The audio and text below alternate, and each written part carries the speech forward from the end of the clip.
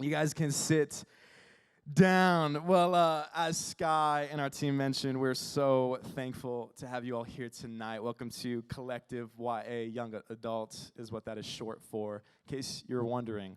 And tonight, I want to begin by kind of introducing with something we all relate to and something we all love. And it's something hopefully you can relate to, and it's growing up in the early 2000s, okay? And not just growing up in the early 2000s, but growing up in the early 2000s with early 2000s television. Do you guys know what I'm talking about? You're growing up with, if you had cable, sorry if you didn't have cable, you're more PBS Arthur, we love you. You're seen in this space. Growing up in the early 2000s, you had SpongeBob SquarePants, you had Kim Impossible, you had Fairly Odd Parents, Jimmy Neutron. What else am I missing? Drake and Josh, Zoe 1-1. Ooh, you know what I'm talking about? Yeah. Oh, yeah. Let me just recite the whole, just kidding. Do the whole, That's So Raven, yup. What else am I missing? Shout them out. Hannah Montana, Dexter's Laboratory. What else? Oh my gosh, there's so many. Cartoon Network. I mean, if you grew up watching Cartoon Network, you're probably a chaotic person now, but that's okay. There's Nickelodeon, Disney Channel, Sweet Life of Zach and Cody. Dude, growing up with early 2000s television was like unhinged. It was so wild. And not only growing up with early 2000s television was just popping off, but there was also this thing called commercials, okay? In the streaming era we now live in, like, commercials aren't a thing. Unless you have like the lowest subscription to Hulu, then you probably watch a lot of commercials, I'm sorry. But commercials are kind of unknown to kids these days. If you have younger siblings, you probably just look at them as like they're probably an iPad baby now, and you're just like grimacing at them as they just get to watch whatever they want, right? And now kids watch like YouTube videos. Have you guys seen this? Kids watch other kids opening like toys on YouTube. Like, there's billions of views in this industry. I don't know if that's legal, but I remember coming home and like heating up like a Hot Pocket or like breaking open a box of Cheez-Its, getting my Capri Sun out, like 8-year-old Nick, and hopping on the couch, getting so stoked for Drake and Josh for after school. But you had to sit through this thing of commercials. And I don't know how legal it is that they allowed this to happen, but we would just be like inundated with these subliminal messages of all this stuff. Like, we want to start buying moon sand and like these like animal-shaped plates. Do you guys remember this? And like the casting rod that you shot, and there's just all this like garbage, like pillow pets, okay? I had a pillow pet. It was a frog. Yeah, that's real. But there's this thing called As Seen on TV products. And it was usually like featuring somebody who didn't really know how to function in daily life. Like, they're trying to crack eggs and they get the eggs all in the pan. Or like they have this struggle, it's like black and white, and they're like are trying to watch TV but be in a blanket at the same time. So like, now introducing the Snuggie. You know what I'm saying? My mom bought a Snuggie. It was leopard printed, okay? We still have it at her house to this day. There was like this Snuggie. There was this thing called sauna pants, okay? It's called sauna pants. There's a photo, I think. Yeah, you would put these on, and you would turn up the temperature to like to increase your core. And you're like, who is watching these commercials that they think this is gonna reach? There was so much different stuff. I think I'm missing. There was the fushigi. Do you guys remember the fushigi? Oh my gosh, that thing was garbage. I don't even know how they. Oh, the ShamWow guy. Oh my goodness, the slap shop. There was like. Oh gosh, this explains our generation. Now, this is like what we were like exposed to. This is awful. So these As Seen on TV products were just flowing. And what's the funny thing about As Seen on TV products is they overpromised but underdelivered. Like, the As Seen on TV products, you probably order a Snuggie or whatever, if anyone did that, and you'd get it and you'd be like, this is actually kind of whack. Like, I just could use a blanket. I don't need to use this. These commercials that be pushed to us, they would really promise these big expectations, like your whole life is going to change, but then they'd underdeliver. Well, I would relate the modern relationship ethic that is going on in our culture to an As Seen on TV product. I would say the modern relationship ethic you and I are exposed to through media and the environments we find ourselves in overpromises but underdelivers. And this is what I believe the modern relationship romantic ethic is.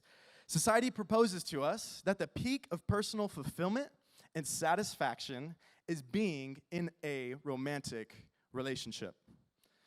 I think this is best exemplified in the recent Marvel release, Thor, Love and Thunder, okay? And I'm not here to be like the next pastor you hear that's like, oh, Disney's evil and you need a whatever. Who cares? It's a theme park and a mouse. If you want to watch it, I don't care. Whatever. Who cares? But in this movie, if you've seen it, right, and this movie arguably has the best MCU villain of all time. I'm just going to say it right now. But in this movie, Thor, Love and Thunder, there's this really fascinating scene. And this movie grossed like millions of dollars. People are watching it, of course. People loved this movie. But about halfway through the movie, there's a scene where two characters are talking about their love life. And one turns to the other and says this: now you just try to find answers in the bottom of a bottle or some meaningless dalliance, which just means fling or hookup or whatever, which only serves to numb the pain instead of bringing you real happiness or satisfaction. Real happiness. I would say this is kind of the ethic of our age, that the peak of personal fulfillment and satisfaction and happiness is to be in a relationship. Anything short of this is a partially lived life. I'd say this is the ethos, the spirit, the just operation of our age, the standard of our moment. And just like as seen on TV products, I believe this standard, this ethic, it overpromises but underdelivers. I believe that if secular culture all of a sudden just became religious all of a sudden, like if all of a sudden temples were constructed around the city in the name of secular culture, I believe the first god to be worshipped would truly be sex and relationships. Those would be the first two temples constructed in our culture. But the truth is, the God of relationship, lowercase g, the idol, the idea, the fulfillment of relationship cannot truly fulfill us. If that was the case, why are celebrities on their 12th marriages? If that is the case, why are these certain musicians of certain bands who shall not be named hooking up with like 4 different people while their wife is pregnant? You know what I'm talking about? Some of y'all know the tea.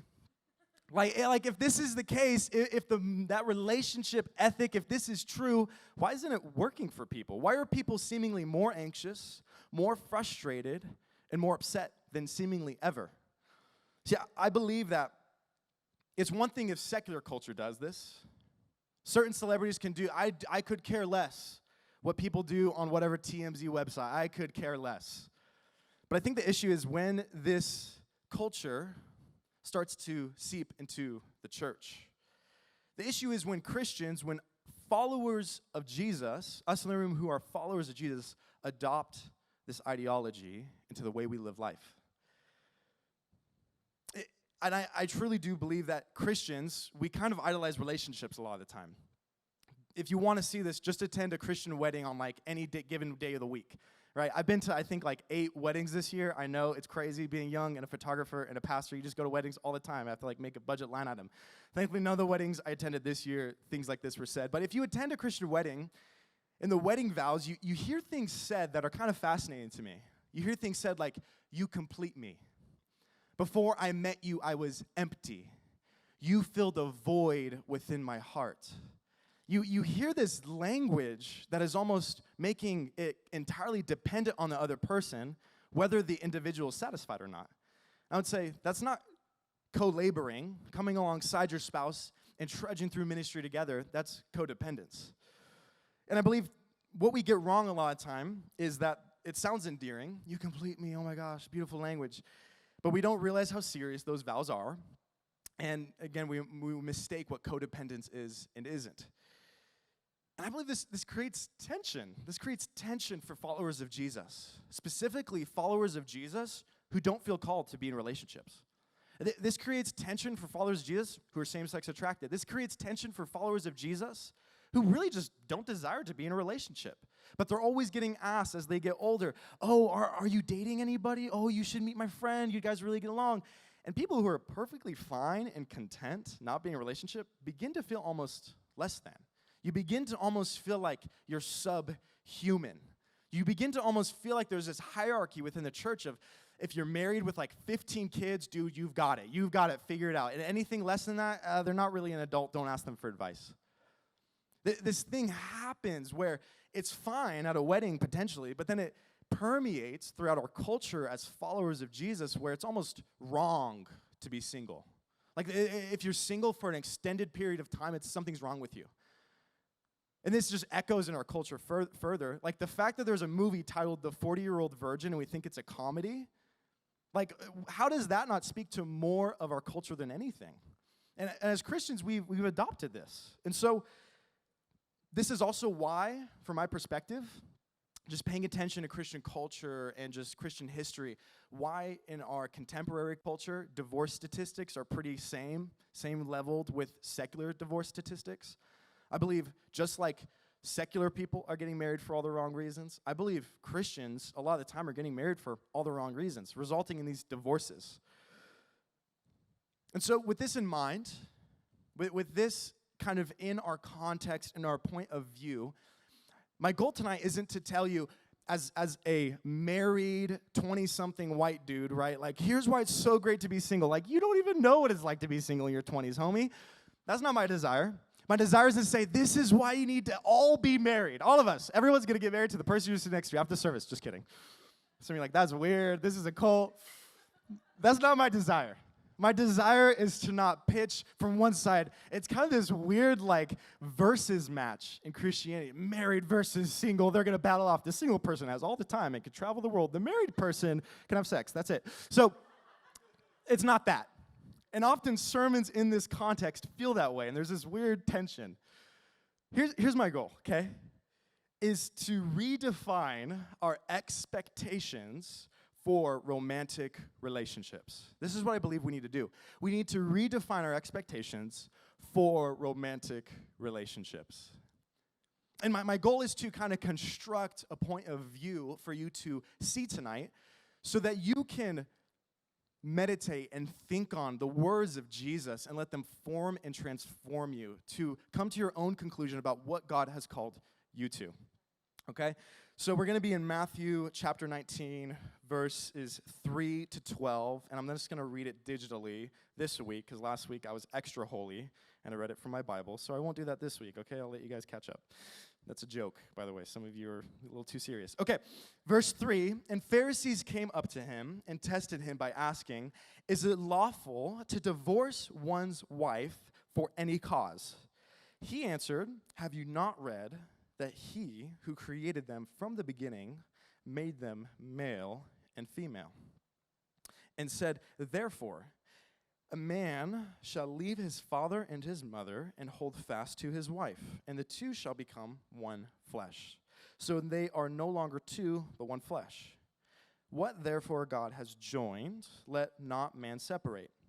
And they said to him, why then did Moses command one to give a certificate of divorce and send her away?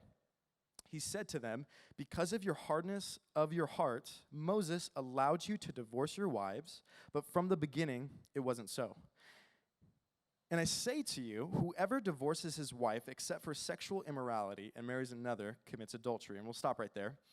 So we roll up, and we're in this common scene in Jesus' ministry. This common scene, this is most of what the Gospels are composed of. If it's not just a teaching or a miracle, it's most likely Jesus just arguing with the Pharisees, the disciples having no idea, which I relate to, just no idea what Jesus is talking about, being like, can you just say it in like normal language, please, Jesus?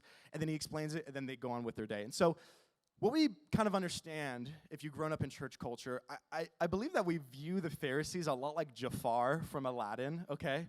We were mentioning so much Disney, and I'm so sorry, but Jafar from Aladdin, yeah. Like, this is how we view the Pharisees, right? It's like there's, like, evil, conniving, like, beady-eyed men who are just like, I'm going to get you, Jesus, and they're just, like, trying to connive their way to, like, overthrow him, and they did kill him. But the truth is, the Pharisees at Jesus' time were like superstars. The Pharisees at Jesus' time were people that others looked up to. People wanted to be just like the Pharisees. People wanted to have as much knowledge as them. People wanted to live like them. They knew it. They knew what it was like to be Jewish, and they were as Jewish as it got. And in Jewish culture, that's what you wanted to be at the time.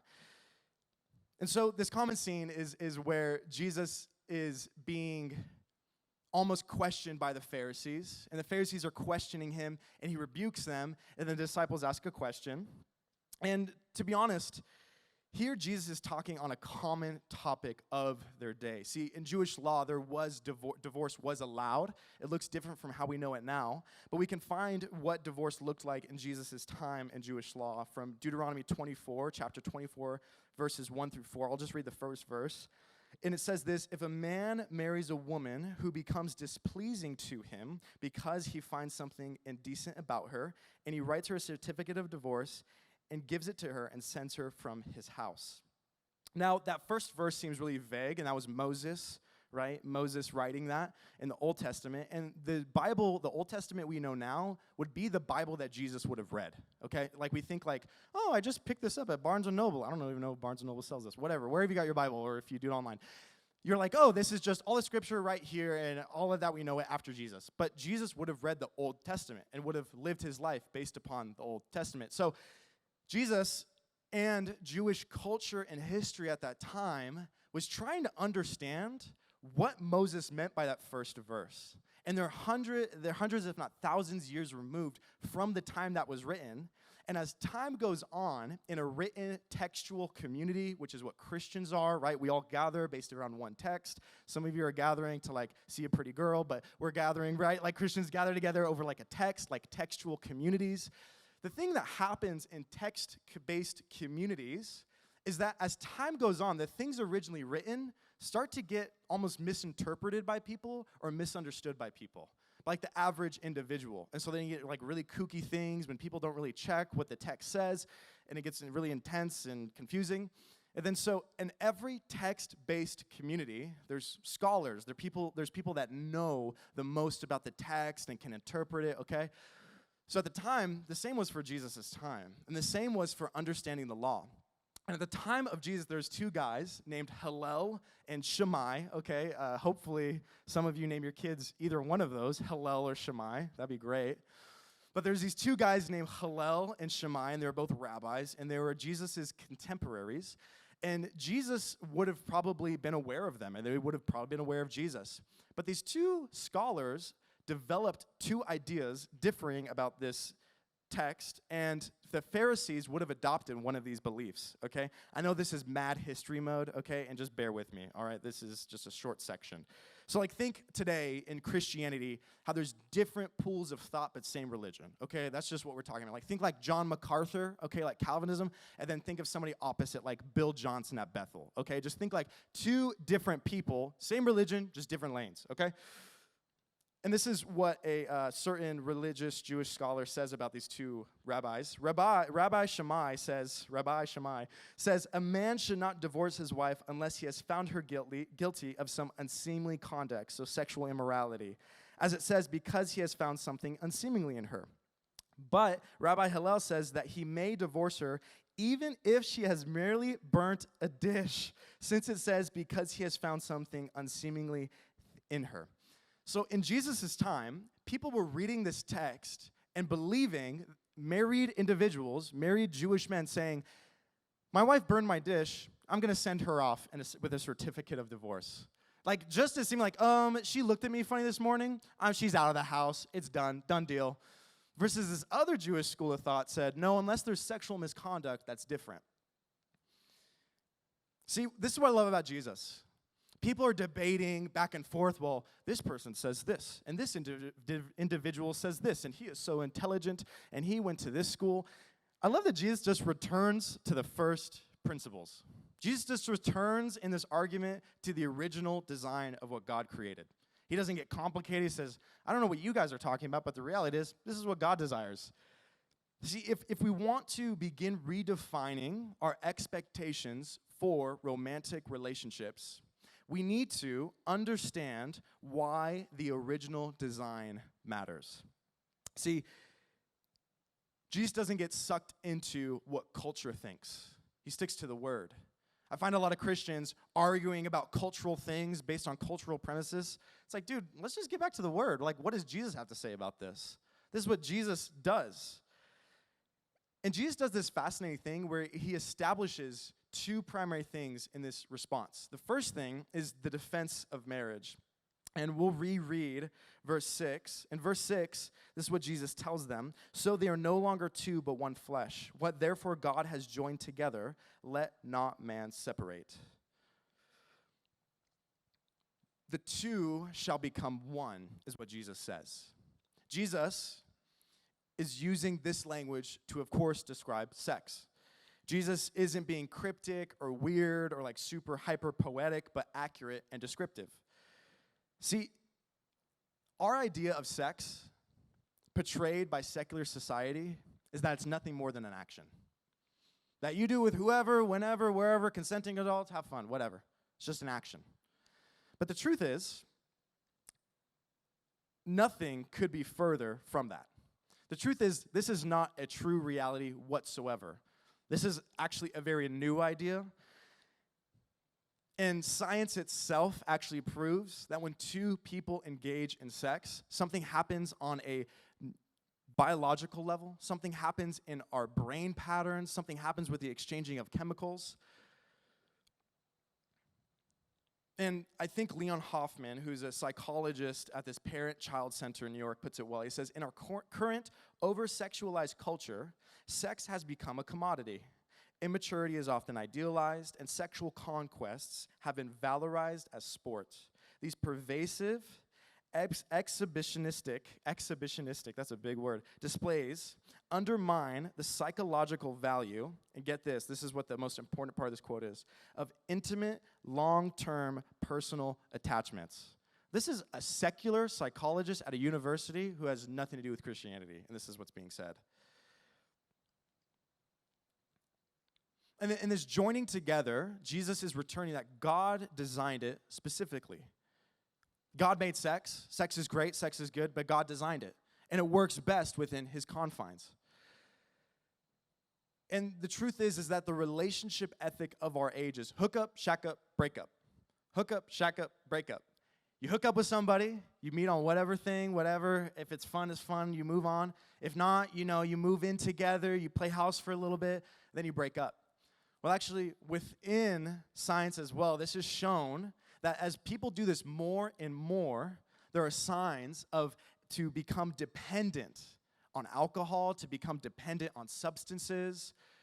This is shown in secular culture to be true, that even when people exemplify this pattern, it's dangerous and damaging to the human body and to the brain. And this is what they said, this group of researchers in New Zealand said this: the psychological impact of such relationships may be because the relational aspect of sex is missing. The sex is impersonal. And therefore, there may be negative emotional consequences, or it may be due to emotional consequences of the breakups of multiple short-term relationships. Here's the point. Because I don't really care to list off a bunch of academia. Who cares, right? Because you're going to do something at the end of the day because you feel like doing it. The truth is, if secular culture is recognizing that this lifestyle and pattern and habit is harmful to what it means to be human, to just function on the basic level as a human, how much more so is it true for us as followers of Jesus? That I love that Jesus is confirming thousands of years before any research is released that it's two people for life. Nothing else. Nothing more, nothing less.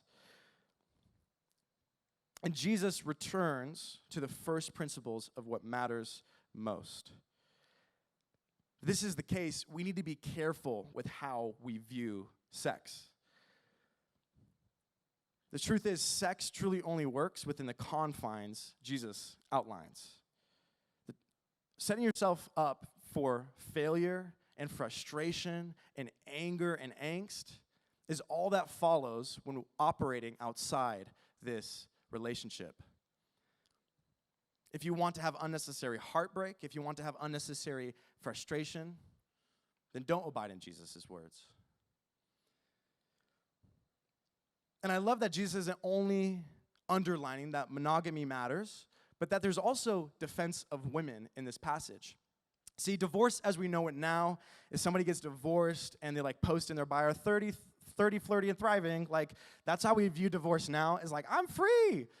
And divorce as we understand it today It's very mutual, right? Some of us come from those kind of homes where divorce is prevalent. But divorce in Jesus' time was simply if a man didn't like a woman, he would send her a piece of paper and she'd be off. This woman would have to fend for herself. This woman wouldn't be able to really get a job very easily. This woman wouldn't be able to acquire land. That what's happening in Jesus' time is that women are being sent off and they have no other way of providing or taking care of themselves or being protected. And that marriage was actually a system of protection for women. And so in a culture, in a moment where people surrounding Jesus were just sending off their wives to fend for themselves, Jesus is actually bringing that back in and saying, actually, originally, the intent of marriage and the intent of a man in a marriage is to protect women. See, this is like revolutionary. If you say Jesus is not for women, you are missing something. We are not reading the same Bible. See, this is the beauty of John chapter 4. This woman has been sent away 5 times. This woman at the well, the Samaritan woman, she's been sent away 5 times by 5 different men. It wasn't her choice. It was the choice of these men. And the truth is, this is a tall order for marriage. Jesus says, this is the expectation for those that desire to be married. Unless there's sexual immorality, adultery that is unforgiven, then the 2 break, but that's it. And the disciples' response is so accurate. The disciples say to him in verse 10, if such is the case of a man with his wife, it is better not to marry. The disciples are so honest. The disciples just lay out, actually, it is better not to marry. It is better, if this is so difficult, it is better for a man not to marry. And I would argue that this rhetoric is being used in our culture right now, that this rhetoric is being perpetuated, that people are seeing that marriage is actually pretty tough, that marriage is difficult and good, but marriage isn't just as simple as, we go down to Las Vegas and Elvis marries us, then we figure it out and we go on from there. Marriage is a serious commitment. It's beautiful, but it's serious. And they're saying, if this is the case, it's kind of scary to get married. And I believe this is the rhetoric of our culture right now, that our culture sees marriage and it's almost devalued. Marriage is almost seen as something that is not worth as much as it used to be. We believe it's just a piece of paper or just some weird ritual. And if we want to redefine our expectations for relationships, we have to come to a place where we have to understand popularity doesn't determine reality. That popularity of a topic, popularity of something being perpetuated as an ideology doesn't determine the truth. See, the model our culture has adopted, and many people in the church have adopted, is that we want all the benefits of marriage with none of the commitment of it. So people will move in together, have sex when they want, join bank accounts, do all this stuff, but never really be committed to each other, never really sign off on anything, never really make a vow. And understand this, my friends. If you're in a relationship and that is the reality, if you're in a relationship and this is the reality you are facing, the person you are with is just leaving room and leaving an option for an exit. If the truth is, if someone wants to be sleeping with you and hooking up with you and shacking up with you, but they can't commit to you, they don't value you enough to commit to you. They don't value you enough to say, hey, no, you're the only person for me. Many of us, we derive our value and our worth from people telling us, hey, if we just do this, I'll love you. I love you, baby. What a lie.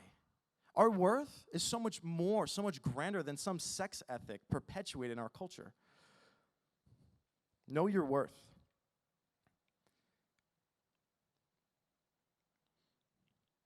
Truth is, as we understand marriage today, from people thinking, I want all the benefits with none of the commitment, it's created within our society this void. It's created within our society this harsh reality where people are believing they can just walk out on their families because they're not being fulfilled in their marriage. People can just hook up with someone, leave them with the baby, and just walk out of the house. This is the rates of fatherlessness we are seeing. It's heartbreaking. This is so frustrating because we have opted out entirely of Jesus' model. I believe we have a chance and a choice right now as young followers of Jesus. Don't miss me on this. We have a chance right now. Many of us have faced the catastrophic results of somebody walking out on our family, of people choosing other people besides our parents. We have witnessed that as this generation, truly. I believe we have a choice as young followers of Jesus to be committed friends, to be committed spouses, if that's what God has for you, to be committed fathers. I believe we have the choice to make right what our parents may have made wrong, right? Like, I believe we have the choice and the chance to make things right. That we read the statistics, we've been in the homes, we live in a state that's broken. But by our obedience now and our choice to follow Jesus now, we have the ability to decide, this ends here. It may have been true for my great-grandpa, my great-grandma, my grandma's grandma, whatever. It stops here with me. That we can be committed as followers of Jesus. Let's continue reading verses 11 to 13. But he said to them, not everyone can receive this saying, but only those to whom it is given. For there are eunuchs who have been so from birth, and there are eunuchs who have been made eunuchs by men, and there are eunuchs who have made themselves eunuchs for the sake of the kingdom of heaven. Let the one who is able to receive this, receive it. At this moment, the disciples probably took a big breath. Oh, okay. Jesus is saying, not everyone is made to be in a relationship. Not everyone is expected to be married. Not everyone is expected to be single. They probably were thinking, oh, okay, Jesus, like, to follow you have to be married, I guess, and I don't really have anybody in mind, I guess, like, my whatever, whoever. But Jesus is giving this word. This isn't for everyone. Y'all, this is so antithetical to our moment right now. That everyone has a someone. Maybe not. But why have we come to a place where we have allowed that to determine so much of our worth and our value? Why have we looked to people who are in relationships and looked to people who are in marriages? Oh man, they got it all figured out. Oh man, they have it, they just made it. I'm scrolling Instagram. Oh my gosh, they get so many likes on that couple photo they went on. We're living behind this screen and perceiving this reality that isn't true. That not everybody is designed and made to be in a relationship, and that's okay. I have to tell you tonight, if you are not a relationship, that's okay. Some of us can take a big breath. And I just have to say something. I understand many of us come to a young adult gathering because, honestly, we can't meet somebody in any other place. It's like here or the club. You got two choices, okay? And I have to be honest, right? Let's be real. I'm okay with that.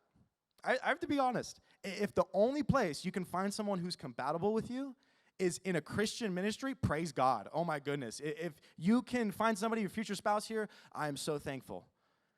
But don't be fooled that that is the only thing worth pursuing. Don't be fooled that that is the only thing you can derive your value from. Because the truth is, it is hard to be compatible with somebody.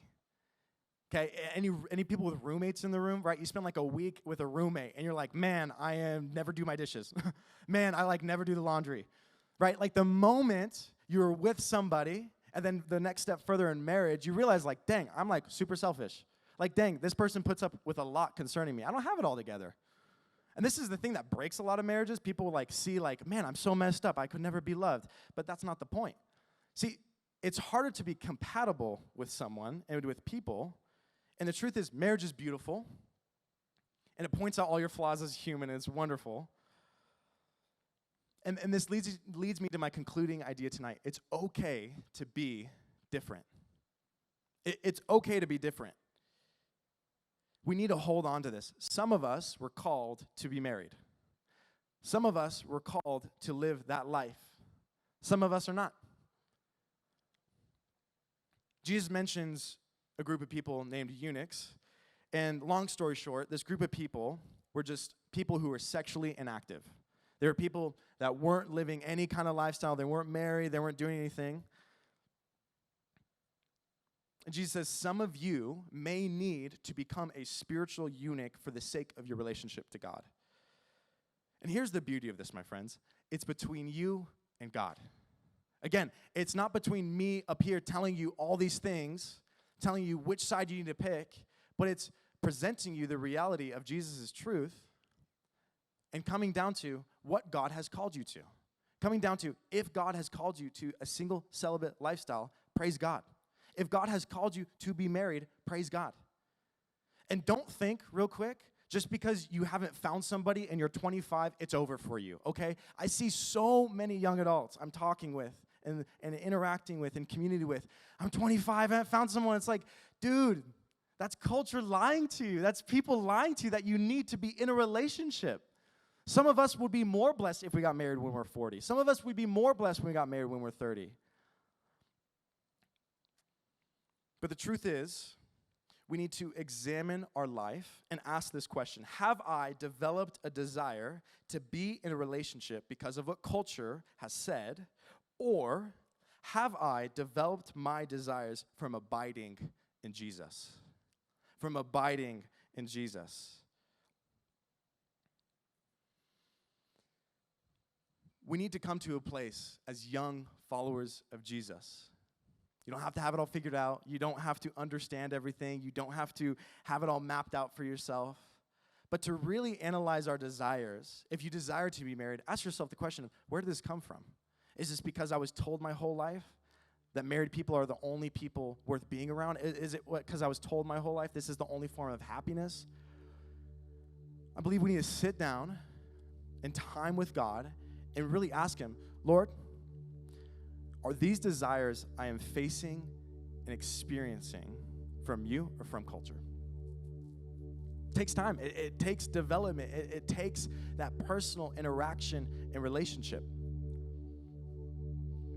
And let me conclude with this, just as a pastoral word.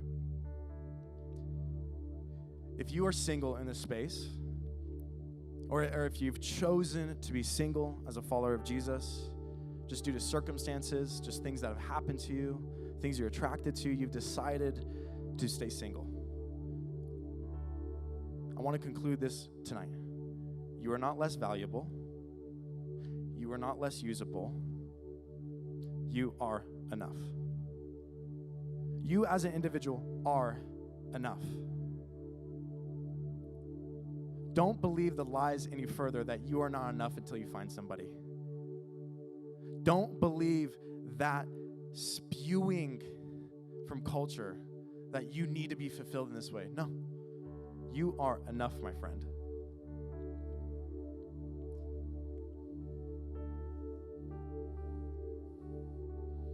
This is a hard word. This is a hard sermon to communicate. I have to be honest with you.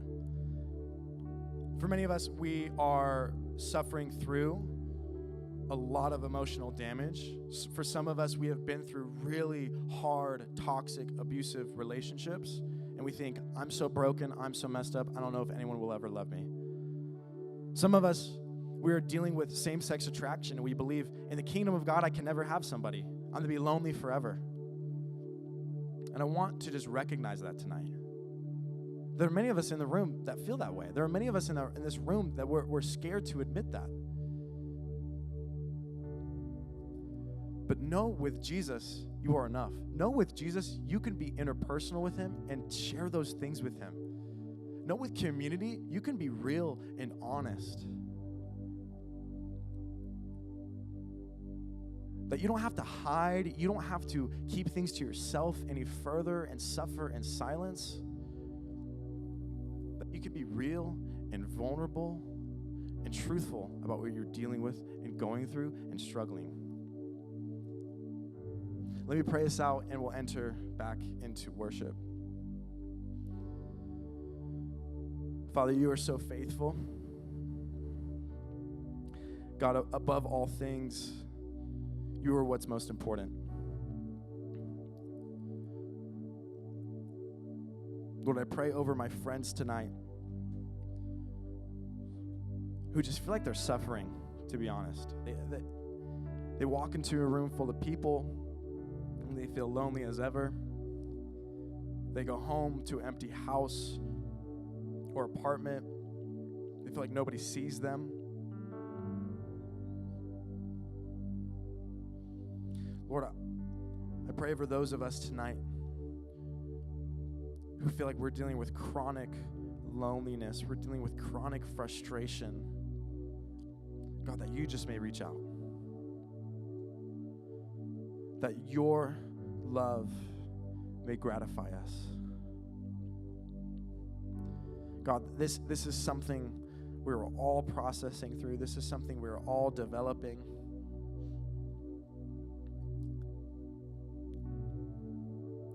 God, I just pray that your love is felt in this space tonight.